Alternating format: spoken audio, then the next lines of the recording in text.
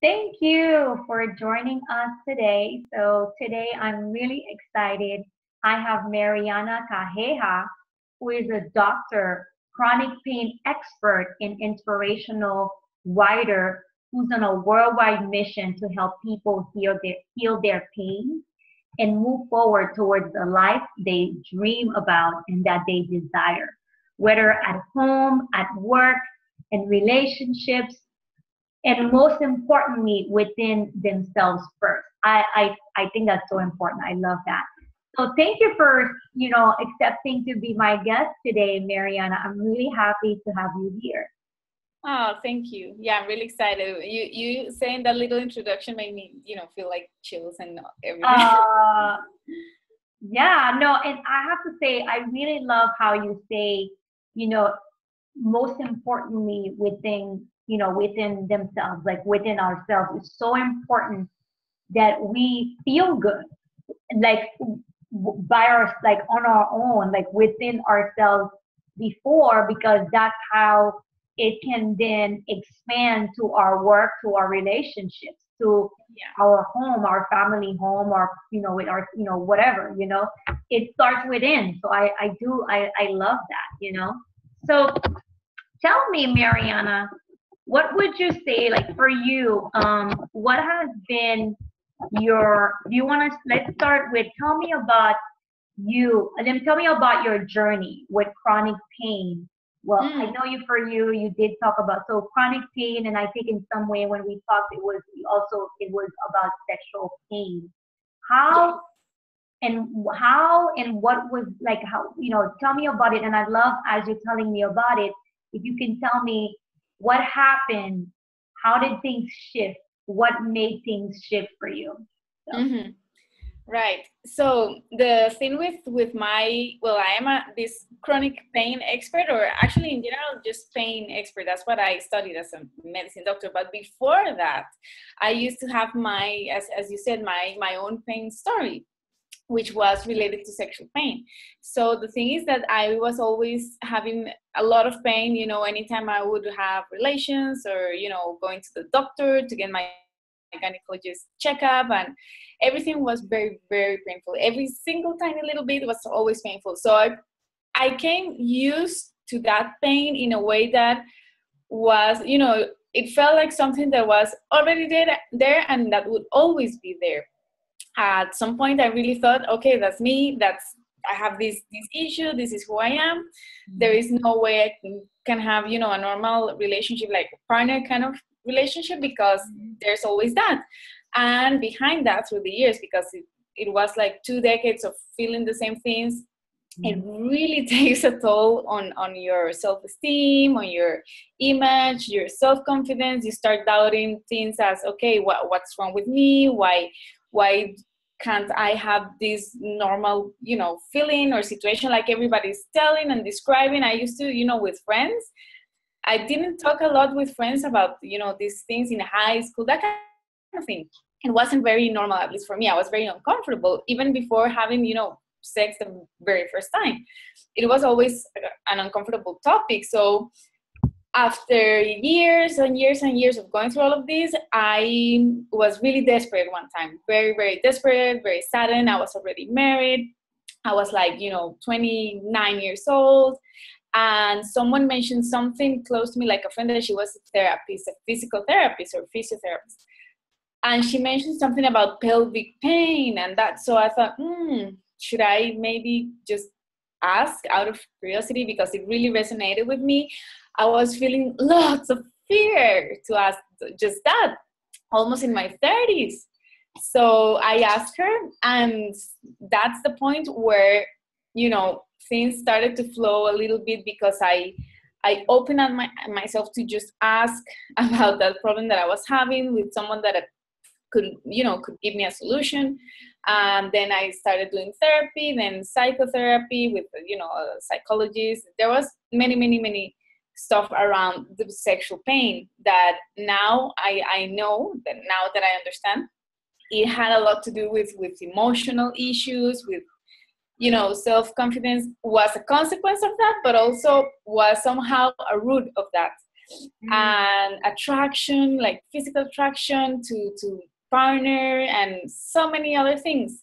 And that really, well, I went through all this process. In the end, I had to go through surgery because there was also an anatomical issue that was very, very narrow and everything would hurt. So I got to get I received the solution for this, which was only possible after I opened up. I overcame the fear and asked, because that was really it. And it was the scariest and weirdest thing, just to realize on the other side that it's super common, that everybody goes through it, or most people have some kind of sexual pain or sexual issues, or with partners, or on ourselves. So I think that's kind of it. And because of all of this, I started doing more of pain and chronic pain, and the way it really weaves into our brain, and it makes us think the wrong things.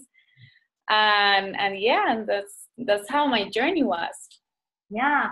Well, isn't that something, how many times when we're going through something, we're like ashamed of it. We don't feel comfortable sharing and talking about it.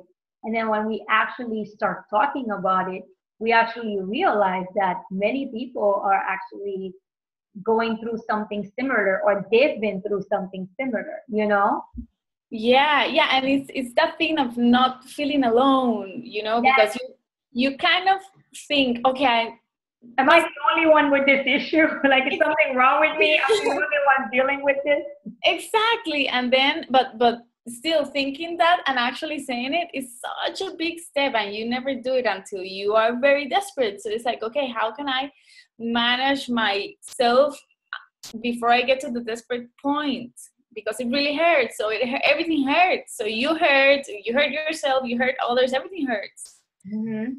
So it all starts with communication, actually, in an interesting way. And that's why I think it's so powerful to, obviously, we want to be mindful, especially if we haven't healed from something. But even if we haven't, but it's so, when we share ourselves with somebody we trust, and then, we don't feel alone, and we can actually, some people can relate to us. I know for myself, there's been times in my life when I shared something that was going on with me, and somebody was like, and they were going through something similar, or they had been through something similar. It just grew our bond. We were able to connect even deeper, and I think, like, as within your line of work and in my line of work, when we actually share ourselves, whether it's something we've healed from already or something that we're going through, but obviously, we tend to publicly, until we, if it's something that's really, really, dawning on us, we tend to wait. But when we do share about the things we've been through, or maybe something we're going through now that's not really, that we don't feel like we have all this stuff, that we can still feel that we can share it, it actually helps people feel that they're not alone. And it makes us more relatable, So I love that. So tell me, how has your journey with healing yourself from chronic pain relate to your self-love journey? Well, everything, because this understanding, in my case, understanding my pain and understanding where it came from. It doesn't matter really the causes, or just being able to see the root of that pain, where it came from, or even why. Sometimes it's very difficult, but understanding all of that allowed me to to release so much pressure off my shoulders, because you always think you are you are responsible and that you're guilty, and then you're carrying all this burden on your shoulders, and then you understand it, and it's like okay, at least I see it now I know what to do with this feeling, with this thought, with this thing. So for me, that was a process, and I think it is for everyone in my professional experience as well, since I've been working with pain, chronic pain, sometimes even acute pain. It doesn't have to be just chronic so many times. is that. So is understanding the what is making this pain be there and grabbing it, and then you are in control. If you're in control, you can decide what to do with this pain. Throw it away. If you want, consciously to keep it and feed it, that's on you. You're choosing that. Mm-hmm. So this awareness is, to me, the thing that allowed me to see, okay, this is me. I am fine. I can be fine. I can do things. I'm in control. I can feel good with myself and about myself.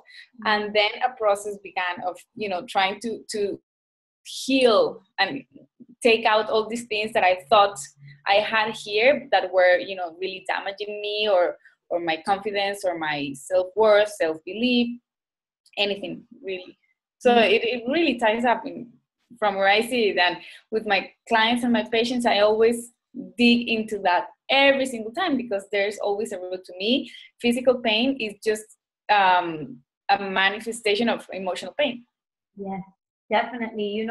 I totally agree with that, because that is my view as well. I often say that many things that we're going through physically, the disease, the stuff that are coming up, it has a lot of it, if not most, if not all of it, has to do with emotional stuff that we haven't healed. So that's very, very powerful. And there's something that you said while you were talking about your journey. You mentioned something about your attraction and all of that. When you say that has also to do, like, probably through your healing journey, you probably feel more attractive. You allowed yourself to feel sexy, and I think that has a lot to do with self-love, right? Yeah, and you embrace it. Because when you feel that, then you feel curious and you go, okay, what if today I put some red lipstick and go on the street? And, it's not about flirting with every stranger. It's just going out and see, maybe people see you more. Maybe you feel more, looks on you, or you feel different and you feel. So to me, the process was just tiny little steps like that. Okay, maybe I'm going to dare today to buy a shirt or something that I would have never bought before, but today I'm going to try something new and see how I feel, going through the world in it, or, these little kind of things. Yeah. And it definitely makes you feel better about yourself. It definitely does. Definitely. And, as you know, I love to dance. Yeah. And I have to say that for me, through my self-love journey, like really learning and really loving myself, I think that's why I've been able to, like, share myself dancing like that. You know, because I have to say, I've always loved to dance, but if somebody had told me 3 years ago that I would be posting videos of me dancing like that on social media, I'd be like, no. But it's because I've really embraced that side of me, and I love it, and I allow her to come out and show up and be seen, Yeah, absolutely. So, yeah, actually, related to that, well, you probably have seen I've been pole dancing, and I really wanted to try that, not since I can remember. No, it started after my surgery, after my healing process, after I realized that my sexual pain was not there anymore. Of course, that day I cried and cried, but that was a process. And then I thought, okay, I want to feel sexier. What can I do? I don't know. So this thing, pole dancing, really caught my attention. I waited like for a year or two. I didn't do it until 6 months. 6 months ago, I started doing it. Finally, I found a place where I was going to be, for a longer while, and I tried it, and it was the best. It was the best. And it was interesting because it hasn't really been about feeling super sexy. Instead, for me, it has been about discovering strength that I have, even in like physical strength that I have, that I had no idea whatsoever. And then you think, okay, if I have this strength here, how much strength do I have hidden inside here and my other muscles? What else could I do? So you challenge yourself, and it's been very, very amazing, cathartic, so many things, and that's dancing, and it was been great for me. No, I can definitely get that because as you shared that, it made me think about yoga. You know, Yeah. how, I don't know if you practice any yoga, but it made me think about how one of the things that I often think about and say is that, yeah, you know, on my yoga mat, I really get to see myself. I Yeah. get to empower myself so that I can go then and empower others. So when you Mhm. were saying that, what I got was like, you're noticing all, you know, this strength that you have. And then Yeah. you're like, wow, I can apply it. This is the strength that I have here and I have in everywhere. And I can just, you know, apply it into my, all the areas of my life, you know? So in some way, you're empowering yourself in that class. That's what you're Yeah. doing, you know? So Exactly. yeah, definitely. Really, really, definitely. So I'm curious. So, you know, just in case, because, you know, some people may not be familiar with the word chronic pain. Yeah. Can you explain to them what chronic pain is? Or Yeah. I guess it's the word chronic, because I'm sure everyone knows pain. We all go Yeah. through pain, right? Yeah, yeah, and that's really good that you asked because yeah, actually pain is funny because pain is the one thing that makes you go to the doctor every single time. Until you have pain or until you have some kind of disturbance, you never go Yeah. to the doctor. And so pain is the one thing that gets us moving. So the thing with chronic pain is any pain or any annoyance that you have in your body or within yourself that takes, that is there for a longer period of time. Could be, more than a month, more than a few weeks, 2 months, 3 months, 6 months, a year. So there are certain, conditions like medical conditions that will make chronic pain for so many people, like Mhm. fibromyalgia, like arthritis, or there's many, many, many things. And it's really, really, it changes your life. Chronic pain like that, when it's due to a medical condition like that, it really changes everything for these people Yeah. because it changes the way you think. You can't you. I mean, it depends. You usually can develop a strength in your emotional everything because of these processes, but they take years. The same time, the same as chronic pain could take years. It could also take years for some people to realize, okay, I need to accept this and learn how to live with this, right? So all the emotional issues that come from feeling bad every day, a little ache here and there every day for months and months is very, very, very frustrating. So that's what it is. And sometimes it's not, and in my case it wasn't a medical condition like that, like like the diagnosis that is Yeah. already, you know but that's why it's so important to understand the chronic pain is just many, many things. It's not just the diagnosis that this doctor gave you. It could be, in my case it was sexual pain that I didn't know what it was, that until I started asking because I was desperate and in fear, or fearing that my marriage was not going well, that many, many things. So that is also chronic pain, but it's anything that is affecting your self-confidence, your daily life, your decision making, your self-worth, making doubt yourself in many ways for a period of time that is longer than a few days or a few weeks. Yeah, I definitely. So yeah, thank you for Yeah, sharing that. yeah, of I course. wanted to make sure that people, you know, some people may not know what the chronic pain is, and they can That's true. maybe they're listening to us and they're like, oh, I have that. Yeah, yeah, yeah. That's why I always keep saying, okay, there's physical pain. In med school, we learn acute pain and chronic pain, right? But after all these years, over a decade of working with this, I've learned to go further, as in, okay, okay, that is just the physical side of things of pain, right? Okay, acute or chronic. Acute is just a few, when you hurt yourself, you cut yourself, or you break a bone, something that is very, at the moment, and chronic is anything that takes longer. But then there is the emotional pain, and no one talks about that one. Yes. And it's here everywhere, all over your body, screaming through the physical side. So that's why I keep talking about these things. Yeah, no, definitely. So what would you say, what would be your message to someone who is who has chronic pain or sexual pain, well, it could be, I mean, the sexual pain could be chronic too, like you Yes. experience or whatever, like, what would you say to them, like, as they're like thinking, like, okay, what would be your message to them in terms of like, what would you ask them? What would you advise them to do? How do they seek that to get on that healing journey? Maybe they're about to get in or maybe they're afraid. What would be your message to them?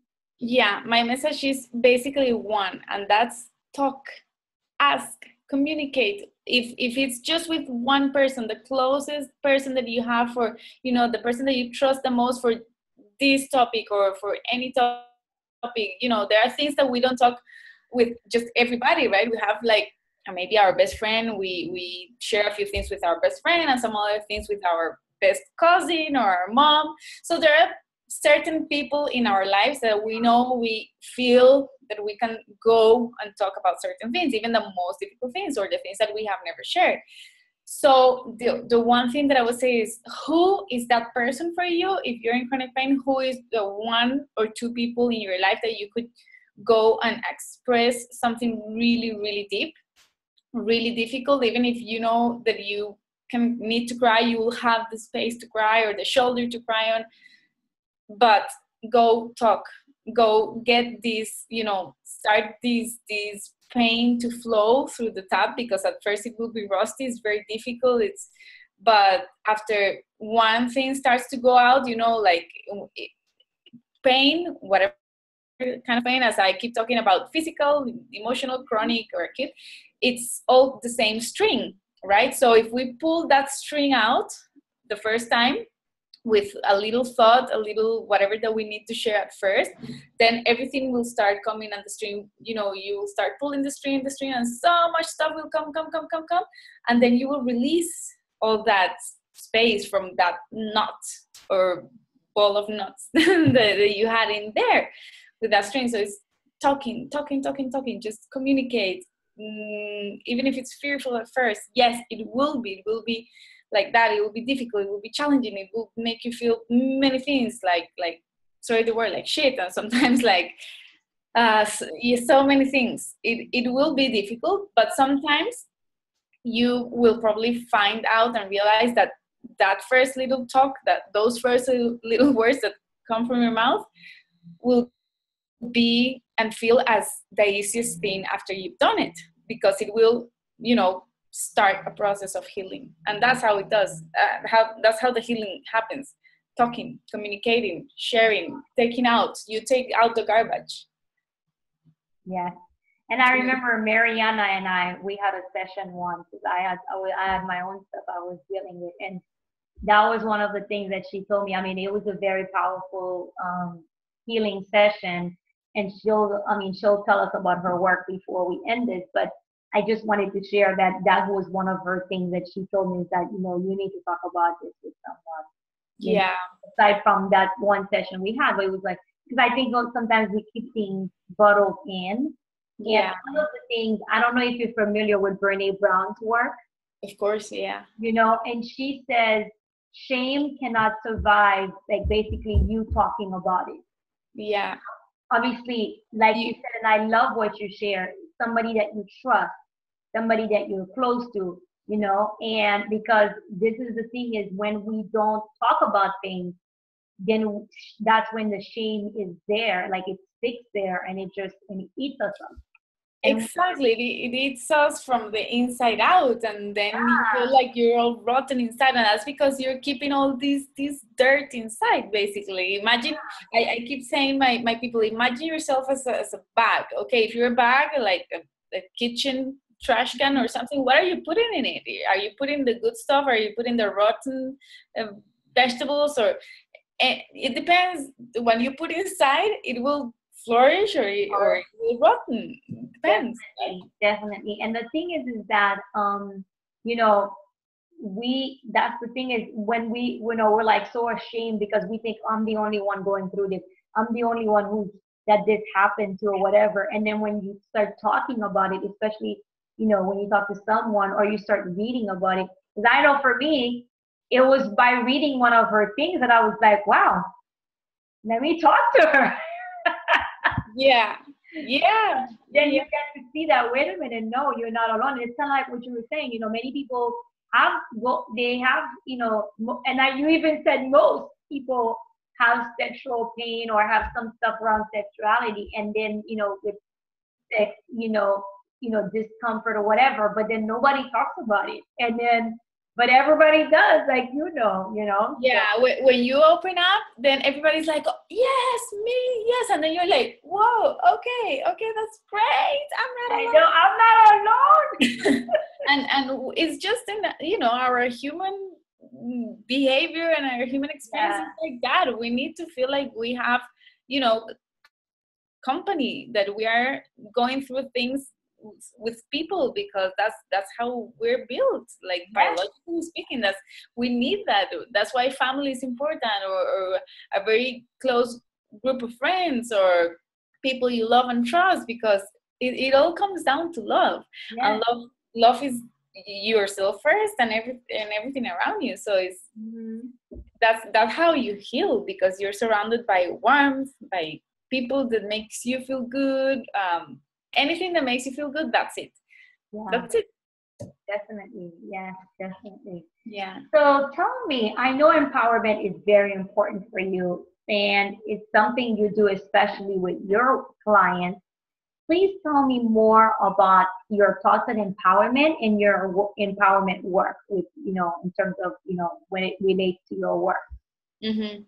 Okay. Yeah. In my case, well, sometimes it's weird for people to imagine, okay, why a doctor is talking about empowerment? What the hell?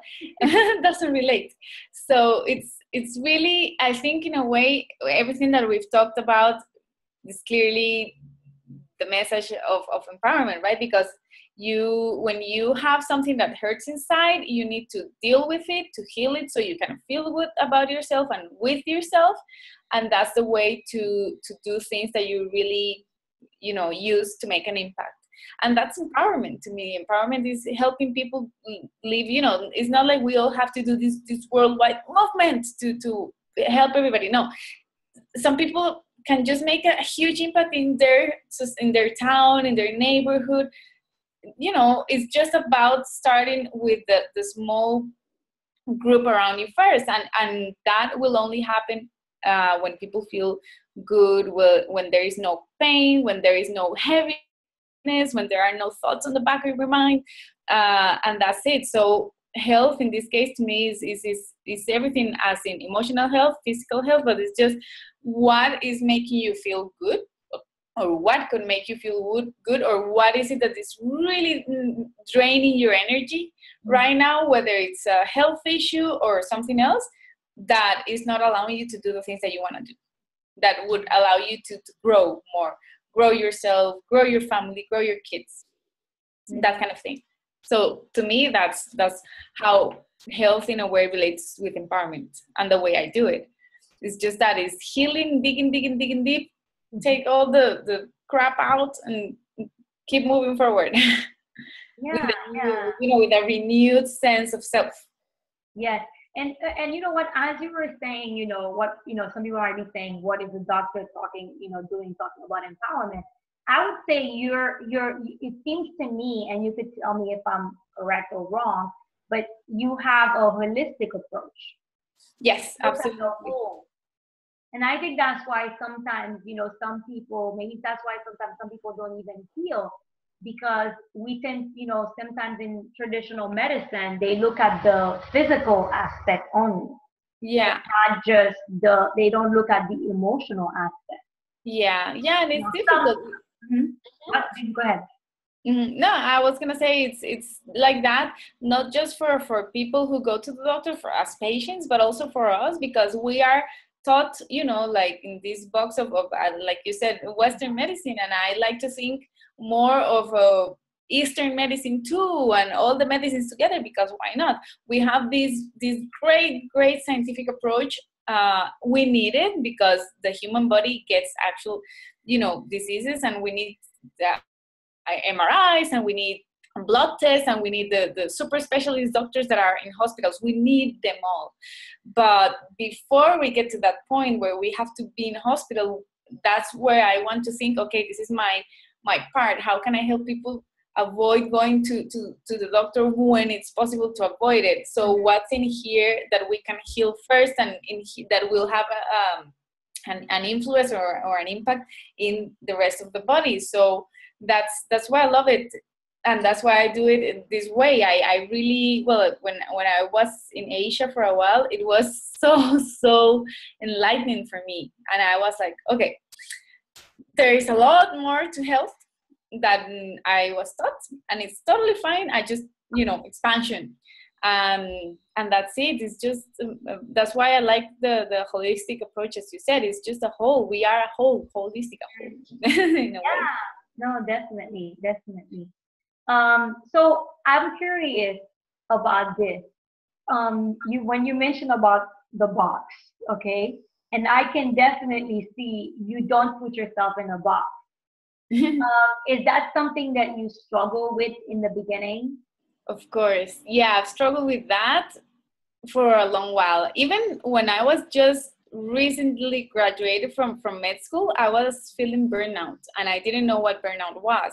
And I really struggled because, well, going through medical school was very, very challenging in many ways for me, because I had to, as it usually happens, I had to repeat some signatures and some classes, and it was very frustrating, and I thought, I'm not made for this, and then, okay, so I did it. That was okay. Then finally graduated, yay. So then I started working, and while working, I felt like, I just felt like it didn't fit. And I thought, okay, maybe I did the wrong choice. Maybe medicine is definitely not for me. And I'm talking about, like 10 years ago, probably.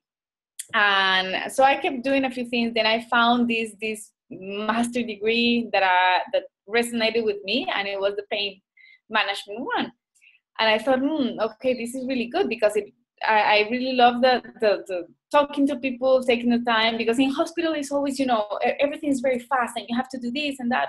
So everything is very pressing, and you, as a doctor in a hospital, you have to just focus on the current situation. And I always wanted more. I wanted to do more with people, and I wanted to talk more, and I wanted to share my own stuff more as well. But there was never time.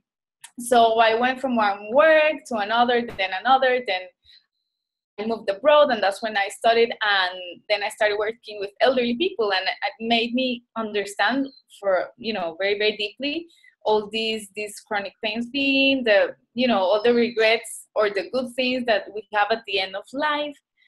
It really taught me a lot, and I thought, no, this is something big for me, and that's how it made sense for me after a while of medical experience.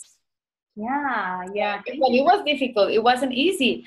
I can imagine, Yeah, because all this time I was always working, for a company, for the public healthcare system in my country or in another country, and it was only until 2 years ago, or a year and a half ago, when I left the system in a way, and it's been it's been a learning curve every time, and myself getting used to it, and also my family getting used to it, and then my people, and then the world is like, okay, so it's very, very challenging. But then you realize there's so much you can do, and now I feel like, okay, I still have a lot more to do. There's so much to do, but I feel like it's possible. Like I feel like I fit in this box or this other thing with multi shapes that I created for myself.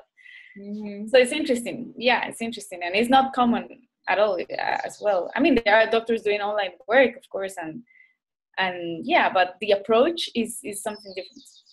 Yeah, and I have to say, I mean, one of the things for me that, it's people like you that I get drawn to, I get drawn to people who don't put themselves in a box, because I know for me, I used to put myself in a box. Like, I never thought that I would be a coach, Yeah. and then when I did become a coach, at some point, I never thought that I would be sharing videos of me dancing, you know? Yeah. So it's sort of like, although I have also come to realize that there's a lot of people who are coaches who do the dancing or whatever they, whatever else that they are into. But it's sort of like, I know for myself, some people, and I have people even close to me, it's sort of like, okay, they love the, oh, okay, the speaking part, but it's like, what do you mean you're going to be putting a video of you dancing like that? Yeah. Because it's sort of like people want to put us in a box. They want us, and when you want, and I remember many years ago, I was in a relationship and, I think I had expressed something. I think, yeah, it was basically, I said, I wouldn't see myself on a motorcycle. And I'm like, no, because I had this thing that is scary. I wouldn't want my boyfriend to even be doing it because it's scary. People die from it, whatever. And I remember like something my boyfriend at the time made a comment and something like, oh, like something that, oh, but and I said, well, how come you didn't tell me about this? And he's like, well, you you didn't want to, you said you wouldn't do it. And I was like, that doesn't mean that, like, I think, and I said, well, that doesn't mean that I won't do this. And I just said, don't put me in a box, And at the time, I wasn't even the person that I am right this minute, which I became more of myself. But I wasn't that. But I always noticed that even when in some way, and we tend to put ourselves in a box too, but I noticed that even when I wasn't really fully allowing my true self to come out, I did not like being put in a box. Yeah, yeah, and it's a struggle. It's a struggle realizing and becoming aware, okay, of what am I doing? Is it fine? Do I feel good with it? Then fine. So whatever opinions, I respect them, but maybe you don't have to share them all. And I think also when people really see your energy, like you said before, people feel drawn to you. Yes. Because you're doing this thing, then it doesn't really matter because you feel good and they feel good and they come to you, and that's what we want to help people that that relate and resonate with us as much as possible. So and that's why I know you and I had the conversation before where I was like, you know what, the people who are seeking, there are people who are gonna be drawn to you as the holistic doctor, the pole dancer, the one who like is really, is not in a box, because that's what they're seeking. They're going to be drawn to you. You might repel you probably will repel some people, and it's all good because they're not your people, but it's all good. They're still, they are who they are, so I love that. Yeah, you being yourself is a filter for attracting the things and the people that you really need to help after. Yes. And actually what you're doing is you're inspiring other people, Like, I was talking to somebody the other day. I don't remember if it was one of those interviews or something. And we were talking about how even when we're, I know you work, you have your work, so you have your clients, but even when you're not, somebody may never work with you. They may never seek to work with you, but by you living your life out loud like that, you are inspiring them. Yeah, and you get those comments all the time, and you might not even get that one-on-one interaction or in a group setting to work with you or be with you in a session or whatever. And then, like you said, like I know you experienced it, and I've experienced it where people just reach out and say, "Wow, thank you! Like I had that happen. Thank you. You inspired me to do this and that in my life." And I'm like, oh, wow, that's great. So that's why it's so important to allow ourselves to show up and be seen. Yeah. We're impacting so many people's lives, whether they work with us or not. Exactly. Absolutely. Yeah. So tell me, what do you stand for in life and why? What do I stand for in life? Let's see. Well, there are many things. Well, you can give us, I guess, a few, or if you feel like sharing one. Well, I think because of my journey, the things that I've learned and up to this point, I think I stand for let's see, how do I put it? For fighting, but fighting is not a good word. I don't like the word fighting, but it's, like working on yourself so much, and people in general, that we can overcome those tiny little nagging fears inside. I always like to talk a lot about taboos. Any taboo topic, because of the sexual topic, has been huge for me, and it is a massive taboo. So I think of taboos. So I'm always thinking, okay, what else is out there that people need to talk about and that they feel they can't. So, for example, mental health, suicide, sexual pain, like I went through. And in my case, I was never raped or anything, but I know that's the case for many people as well. So I think I could say I stand for all taboo topics that I want them to come into light. Yeah. So it seems like that's big for me. Yeah, like basically people talking about the things that normally we don't talk about. That's what taboo is. So really, I guess, shining light on those topics, right? Yeah, just giving them a door, because those are the things, the topics the thoughts, the feelings that we have inside, that are the ones that need to come out the most.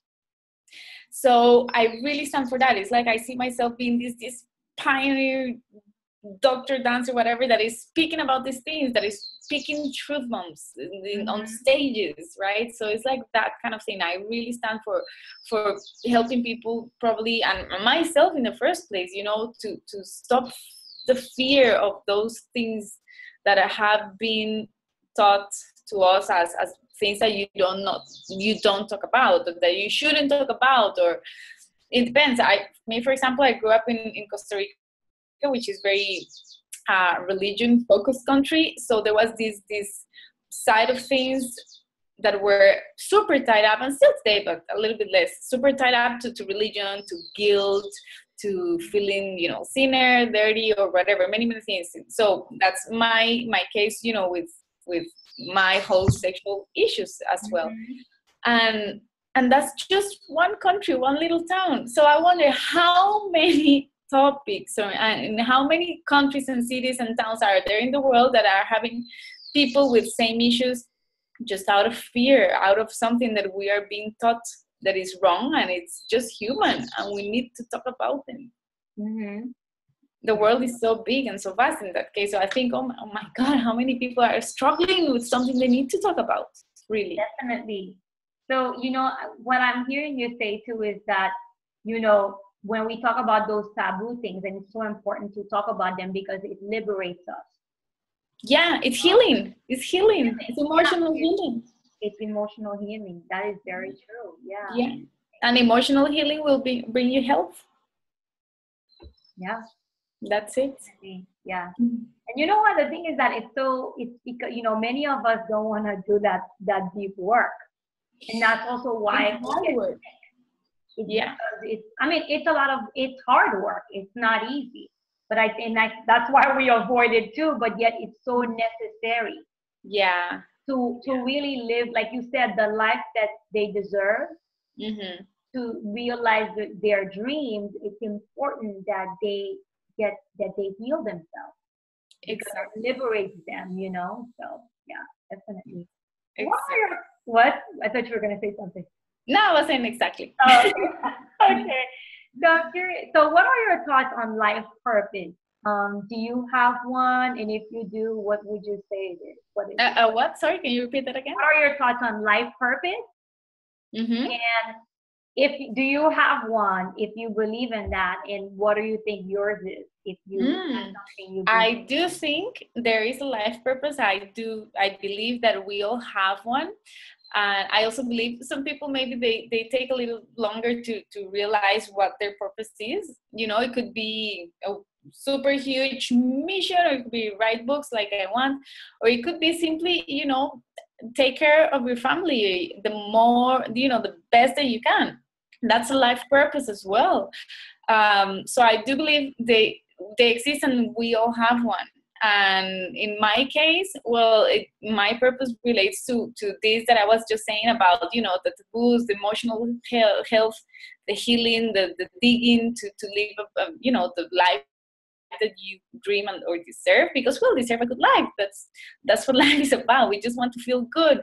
That's it. As simple as that. No, we don't need the big inch TV or the latest car. It's just feeling good first here. And I think my purpose is about that. And health, being a doctor is my tool, so at the moment, but it's really just learning all together. And the same, this has been my process, but you have your own process, and we will always keep going and and evolving. And the same for my partner, for my parents, for your family. We all share the same journey in a way, or we not the same journey. We get to learn the same lessons at the end of life. We will have all the same wisdom one way or another, even if we went through different paths, right? So that's why I think we all have a purpose, of course. Yeah, definitely. I complete that. Yeah, I believe in that. I'm a purpose driven person, so I truly believe that we were all here for a reason, and I love your purpose, and I can see that that's what you're really all about. So, and I love it. I think it's so important and so needed in our world. Thank you. So, oh, you're welcome. So, what do you believe the world needs more of? And if the world had more of it, it would make a huge difference in our world. Well, I would say love and acceptance and just flowing. But I think basically, if I had to pick one word, I would say love, because when we have enough of that and when we give enough of that, we just feel okay. We feel like when we have a partner for the first time, or like the first few weeks or days or months, they're like, oh, you feel the most energized and the most, whoa, holy crap, I'm on cloud 9. So that's love. So if there was more of that in every single relationship, and by relationship, I don't mean just partner. I mean mom and daughter, sister, friend, brother, sister. In any relationship, more of that would make just so much peace around you. Everything would flow. You wouldn't be so judgmental sometimes, or so intolerant, or so angry at things, or so sometimes we judge, and it's because the things that we've been taught, but sometimes it's not that wrong. So it depends, but I think tolerance and love, basically. Yeah, I love those, and I think they all go hand in hand. Because I think when you have tolerance, when you have acceptance, you have love. Yeah. So if we don't have any of those, then we don't have love. It makes perfect sense because they go hand in hand. I remember one time doing a relationship seminar, and that was one of the things that we were taught is that love is acceptance. Love is accepting somebody the way they are, the way they're not. And what you were saying was that's so important about the love among the people around us. And when you really feel it, you do feel like like forgiving or accepting, because you love so much that it's fine for the person to do this or that. I don't know, what's an example? Divorce, for example. Divorce is very difficult, like when people are getting married, it's like, oh, everybody's happy, and when there's divorce, everybody's happy. I know, isn't that something? I often say, like, I mean, I've never been married, and I know you got divorced, and maybe you can speak more of that, but as an outsider looking at it, sometimes I'm like, when I hear people going through the divorce part, I'm like, wow, especially if you knew them before.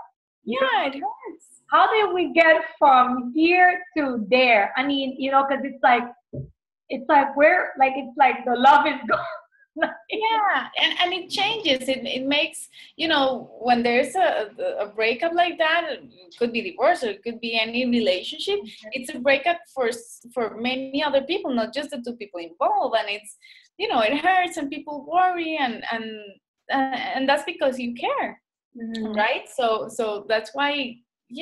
I lost the train of thought with that, but it is something about the love is missing, and how and you talk about divorce and when people get a divorce. So it is in the end, I think it's the same. I mean, it's because we all care, and that's why it hurts. And when there's like a separation like that, it affects so many people. And you know, when my divorce happened, many people were like, oh, you know, because it was a surprise. Of course. Yeah, and people are hurt, and you see their pain as well, but then they share with you, and they see you as well, and you get all this support, and you feel like, well, that's community, and it feels great to get that even in the bad times, and it's just about feeding the good feelings. Yeah, no, definitely, definitely.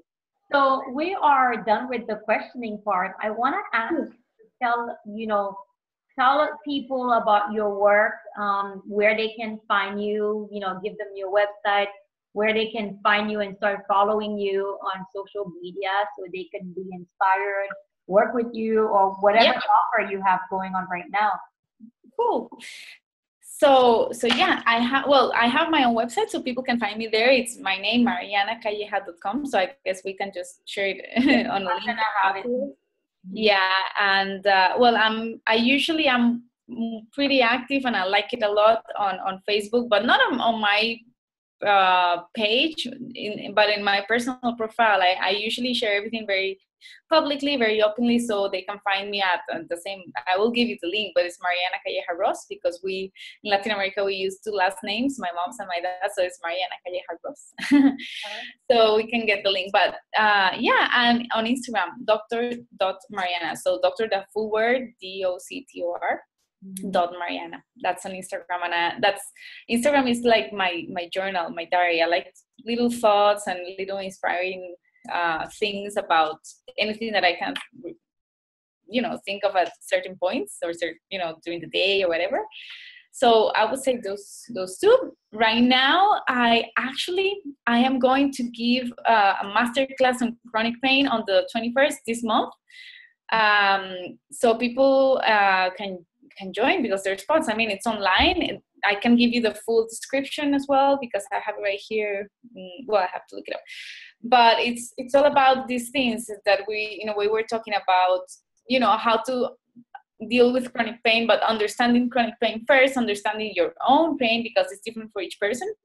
And how to make a plan to overcome and rebuild your life even through the chronic pain, and an emergency plan for those days when everything seems to fall apart, right? Okay. So it's going to be a 2-hour masterclass, hour and a half, 2-hour masterclass, and it's going to be in a week from now, so everybody can join. It's still open to enroll. It's the price is right there. I can't remember right now. It's $39. It's very, very affordable and good. So it's gonna be there. It's gonna be live. It's gonna be Q&A. It's gonna be little activities through the call to make the most of it. So I think that's what I can tell people right now, because it really ties up perfectly with what we're saying. I just thought of. Yeah, thank you. Thank you for that.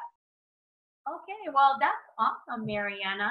I am really hoping everything works out with that masterclass. We're not going to be airing the episode before the 21st. Do you have any other offers that are like always there, or maybe you have something coming up at a later date, like in sometime in early April? Well, yeah, absolutely. Because these master classes and these things, I'm gonna do them again. I'm gonna repeat them. So some more of them will come up afterwards. So definitely count on it. Same topics. I mean, I will be doing master classes on chronic pain, but sometimes it will also be about sexual pain. So there will be lots of them, just focused from time to time. So I will be always sharing, especially on my Facebook personal profile. That's the best place where people can follow along, and my newsletter if they want to join, which is on my website. So yeah, no, definitely. So there'll be plenty of opportunities to connect with you. So I'm curious, because I may have people in my audience who are who fit the people you work with. So I'd like for you to tell them in a way so that they'll get that you're talking to them. What is it like? Who are the people that you actually help, and like what do you help people with, so that they can say, somebody's out there and they're like, wow, you know what? let me tell you, she was great. I mean, she was awesome when I had my session with her, when I worked with her. So I would love people to experience what I experienced. I mean, she really was able to get me to, start the healing journey of healing something that happened many, many years ago that in some way was holding me back. Yeah, thank you. Yeah, so, well, I usually aim, to help people, or people that come to me are people that are needing some help, that they know they need to feel better about, whether it's physical pain, some chronic disease, or it could be just, nagging thoughts. Sometimes we confuse, oh, should I go to the psychologist? Should I go to the priest? Or it depends, whatever works for people, right? But in this case, of course, it's on my experience is that and these people are always aware that there is something wrong that they need to fix, or that they want to fix, even if they don't know what the solution is or how they can do that. They know they need some help. Okay. So it's always this kind of of sense of, okay, I need help. I want to do something already. Really, really want to change my life. I'm determined. When you're already so tired of waking up every day with that thought, with that heaviness, it's like, okay, I just can't anymore, because it's draining you. That and you can call that drain. It could be physical pain or emotional pain, could be depression, it could be mental health issues. To me, it all relates. It all ties up. Mm-hmm. So that's the people that I usually work with. When people that, especially, I want to focus on the part that they are aware that they need help, that they want to do something about it and take action. Because when you try to help someone that is not ready to take action, it just doesn't work. No. Mm-hmm. So that's I think that's the main point for me. Definitely. I completely agree with you, because I often say the same thing too. I tell people, are you ready? Is that something that you want?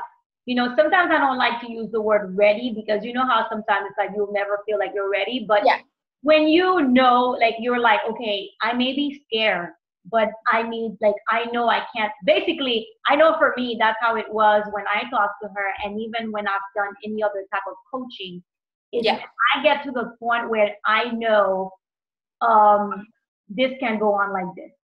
Yeah, when you know. Yes, I can't stay where I'm at. And